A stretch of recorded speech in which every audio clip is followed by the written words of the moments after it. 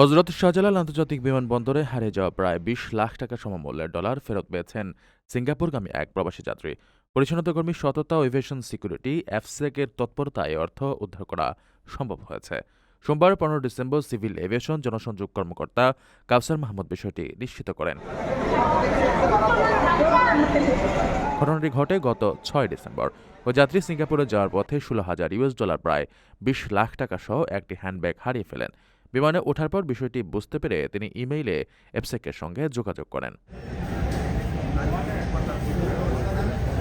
এর আগে বিমানবন্দরে পরিচ্ছন্নতাকর্মী মুসাম্মদ রুমা আক্তার পরিত্যক্ত অবস্থায় ব্যাগটি পেয়ে এফসেক কন্ট্রোল রুমে জমা দেন। পরবর্তীতে এফসেক কর্তৃপক্ষ যাত্রীর দাবি সত্যতা যাচাই করে যথাযথ প্রমাণ সাপেক্ষে যাত্রীর মনোনীত প্রতিনিধির কাছে হ্যান্ডব্যাগ সহ মালামাল হস্তান্তর করা হয়।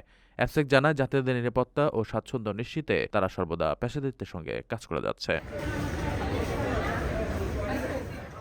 প্রবাসীদের জন্য নির্মাণ হচ্ছে দেশের প্রথম স্মার্ট সিটি, যেখানে থাকছে স্কুল, মসজিদ, হাসপাতাল, সুইমিং পুল, হেলিপ্যাড, জিম, পাঠাগার, সুপারমার্কেট, শিশু পার্ক সহ সকল নাগরিক সুবিধা। মালিকানা শেয়ার মাত্র ৫ লাখ টাকা। প্লাটিনাম ইনভেস্টরদের জন্য ঢাকা বিমানবন্দরে ভিআইপি প্রোটোকল সুবিধা।